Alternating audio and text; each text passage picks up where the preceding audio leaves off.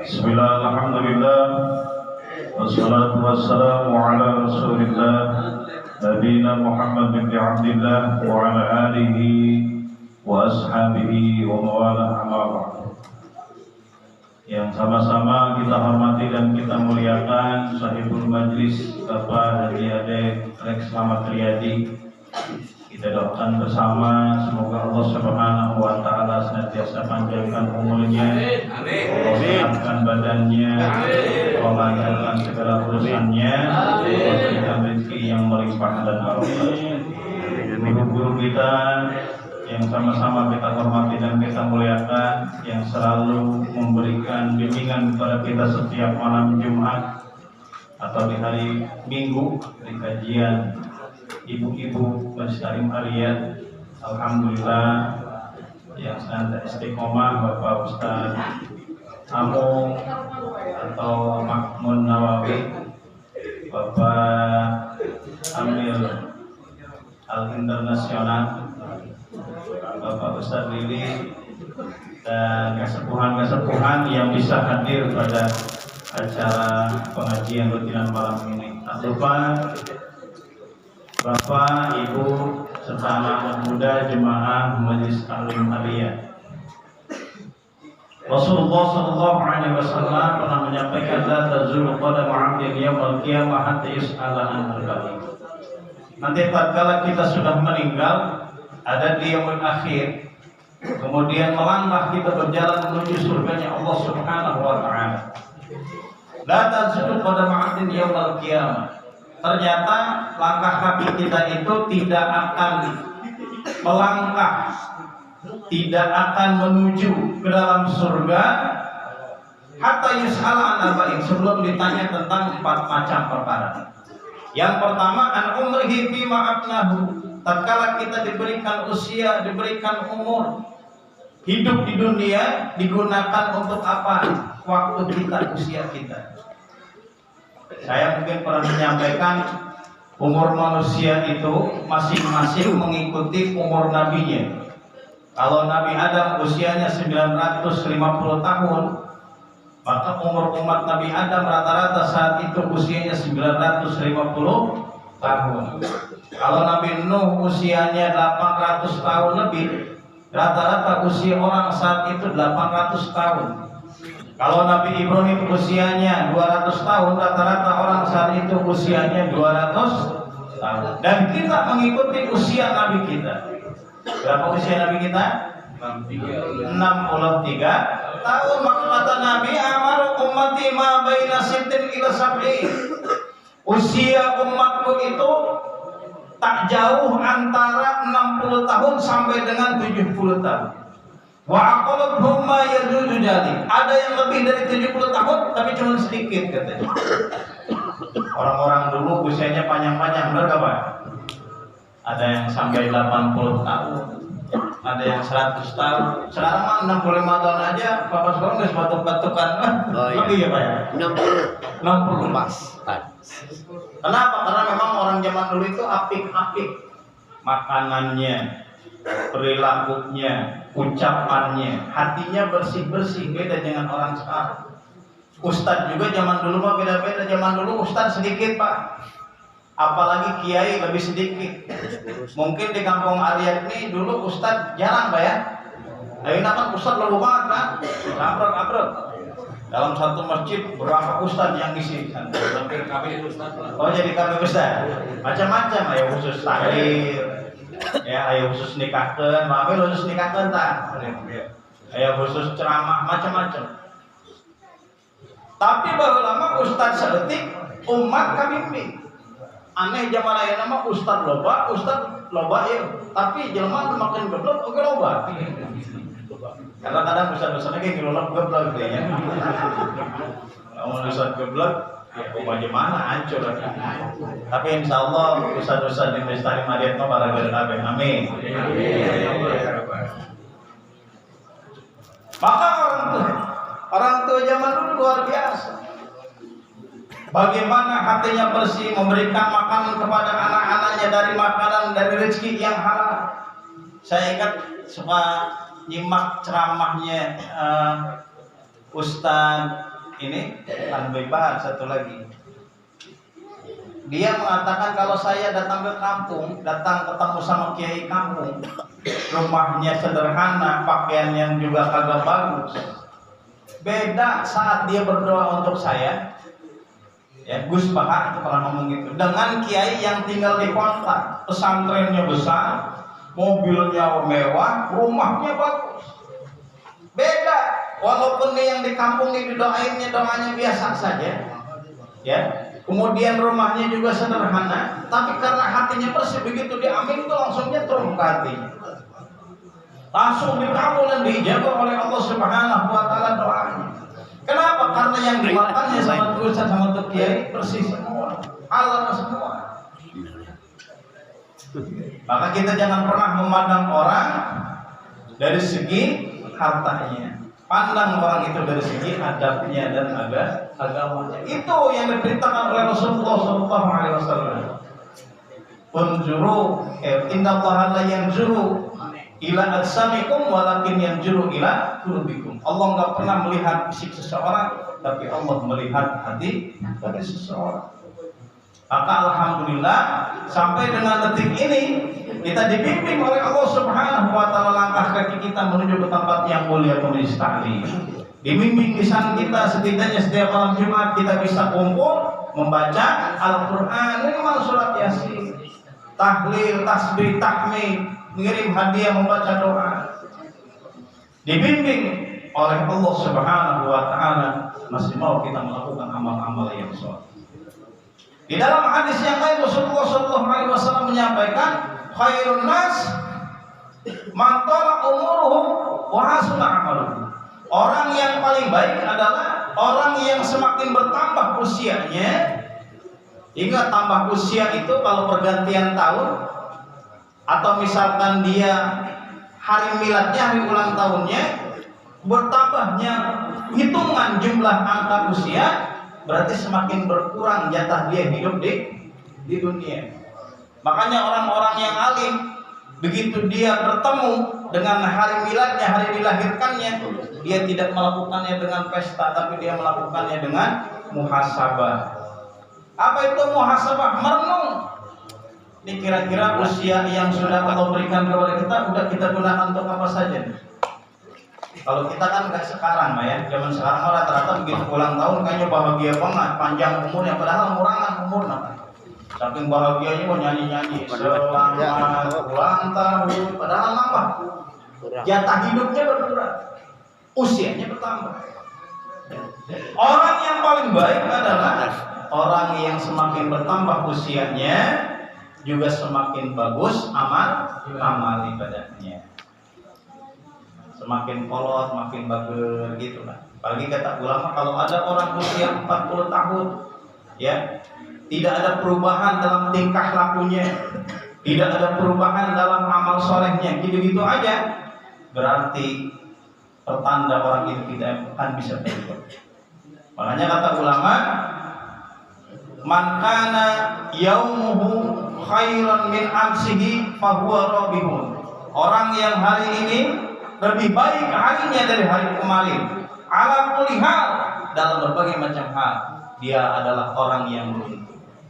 Wa man kana yaumuhu musawiyan bi amsihi fahuwa makunun. Orang yang hari ini sama saja dengan hari kemarin, tidak ada perubahan dalam kehidupannya, apalagi ke arah yang lebih baik, maka dia orang yang beruntung. Wa man kana yaumuhu syarran min amsihi fahuwa mal'un. Dan orang yang hari ini lebih buruk dari hari kemarin, berarti dia orang yang dilaknat. Kenapa? Bukannya berubah menjadi lebih baik, tapi menjadi lebih buruk.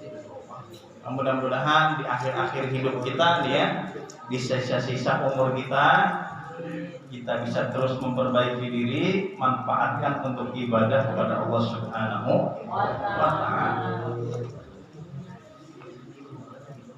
Kemudian kata Nabi, orang yang paling buruk di antara kalian adalah man tala umuruhu wa sa'a amaluhu wa syarrun nas. Orang yang paling buruk di antara kalian, orang yang Allah tambahkan usianya Allah panjangkan umurnya, tetapi malah makin buruk amalnya, makin kagak bener. Ini tadinya bener nih, rajin ke masjid, namun acara silaturahim pengajian tadi sering hadir. Berhubung begitu kena PHK di pabrik, malah jadi preman, nongkrong pinggir jalan, ya, jadi tukang parkir, ngolpe, mabok, ujung judi gawena, makin terbenar. Nah, orang yang semakin hari amalnya semakin buruk, dialah orang yang paling tidak baik atau orang yang paling jelek kehidupan. Itu yang pertama. Yang kedua, wa an ilmihi fi ma fa'ala. Kalau kita ngaji di tiap malam Jumat, kalau udah kan ada satu lagi pengajian malam Senin ya. Senin mulainya. Hah? Enggak. Atau hari yang lain lah. Ya, di majelis taklim yang lain. Kalau di Cilengsi sekarang lagi ramai pengajian subuh. Ada Sabtu subuh, ada Jumat subuh, ada Minggu subuh. Ya. Itu jemaahnya sampai 400-500 orang. Pak Alek nih waktu tinggal di Medan, Cilengsi, di Perumahan Medan, termasuk aktif ikut pengajian tafsir keliling setiap hari Ahad, hari Minggu. Itu jemaahnya sampai 500 orang. Makanya makan doang, ya makan pakai kebuli, pakai daging. Itu biaya makan doang hampir 12 juta buat makannya doang, belum yang lain. Ramai. Mudah-mudahan di sini juga bisa tertular ya. Kalau pengajian seperti itu biasanya pengajian terus ngaji ayat daharna sok rame wae sih biasanya. Kita ngaji kemana-mana, ibu-ibunya pengajian taklimnya banyak, bapak-bapaknya pengajiannya juga banyak, gurunya juga banyak, ustadznya bergantian yang ngisi. Ilmu yang sudah kita dapatkan dari guru-guru kita, dari hasil ngaji kita, itu sudah kita amalkan apa belum? Lihat contoh para ulama zaman dulu, ya. Sekarang kan kita lihat pesantren tahfidz Quran tuh banyak, merebak, luar biasa, alhamdulillah. Dulu waktu kita kecil, ya ustadz kiai yang hafal Quran 30 juz itu jangan. Tapi pengamalan ilmunya itu luar biasa. Sekarang banyak orang yang hafal ini, hafal itu, hadisnya hebat, ya, dalilnya jago, tapi adabnya kagak ada. Pulang pengajian, pulang tabligh akbar, kadang kesannya itu apa? Urakan gitu. Sama kayak orang bubar habis nonton dangdut, kan ada bedanya. Maka ilmu yang sudah kita pelajari, baik itu di majelis taklim, di sekolah, di pesantren, di kampus, ujungnya atau finalnya adalah kita amalkan, kita implementasikan dalam kehidupan kita. Kemudian wa an malihi min aina iktasabahu wa anfaqahu. Ini harta yang kita miliki selama ini dapat dari mana? Itu ditanyain nanti di akhirat. Apa menang warisan? Amun menang warisan cara ngedapatkannya gimana? Menang perebut atau menang ngebagi-bagi? Bener ya? Cara ngebaginya kumaha itu ditanyain. Kerja di pabrik, kerjanya seperti apa? Apa pas kerja itu datang terus kemudian sare tiap bulan menang gajian? Ya? Atau kalau gajinya dia kerjanya misalkan pokoknya cuma 5 juta tapi sampingannya 10 juta, nah sampingannya halal apa kagak? Ditanyain. Kan sekarang banyak ya orang yang gajinya tiap bulan misalkan sekian juta tapi penghasilannya banyak, sampingannya loba. Ya. Dari mana itu rezeki yang kita dapat? Setelah dari mana digunakan untuk apa?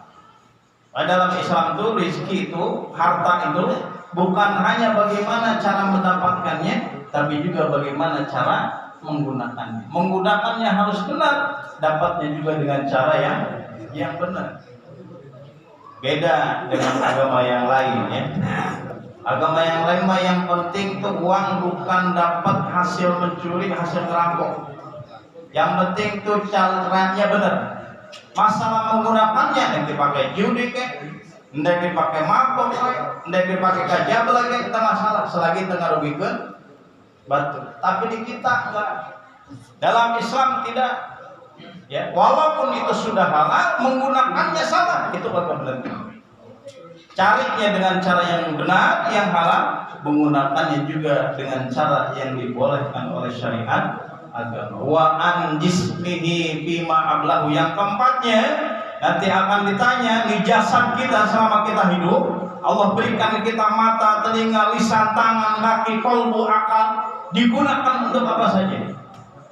Apakah kita sudah menggunakannya untuk menghayati tanda-tanda kebesaran kekuasaan Allah Subhanahu wa taala? Membaca ayat-ayat Allah Subhanahu wa taala baik yang tersurat dalam Al-Qur'an ataupun tersirat melalui alam jagat raya ini. Dan jangan pernah kita merasa sekarang masih gagah, masih sehat.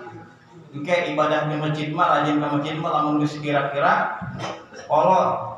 Padahal itu pemikiran yang amat salah, gitu ya. Justru waktu masih muda gunakan untuk ibadah. Bahkan di dalam hadis itu, orang 7 kelompok yang dijamin nanti masuk surganya Allah Subhanahu wa taala ada 7. Salah satunya adalah anak muda nasya'at fi ibadatillah. Anak muda yang hidupnya digunakan waktunya untuk beribadah pada Allah Subhanahu wa taala. Anak muda. Ya, kalau bapak-bapak juga masih muda ya, semangatnya. Kalau orang tua rajin masjid, rajin ngaji, itu udah biasa. Bahkan kalau sudah tua ibadahnya pun nggak bakal maksimal. Lihat Al-Quran surat Yasin ayat 60. Wa man nu'ammirhu nunakkishu fil khalqi apalah? Hah? Takirun kayak pulun. Wa man nu'ammirhu nunakkishu fil khalqi apalah? Apakah engkau tidak menggunakan akalmu?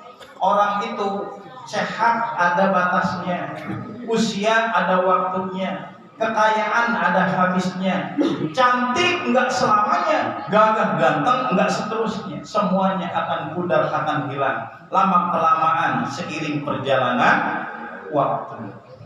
Iya bahwa lama berganisna ya, atau pas kerja di janda pas ngorak kene 30 tahun. Oh, panggolisna eta di kampung diubur-ubur kula laku sakampung.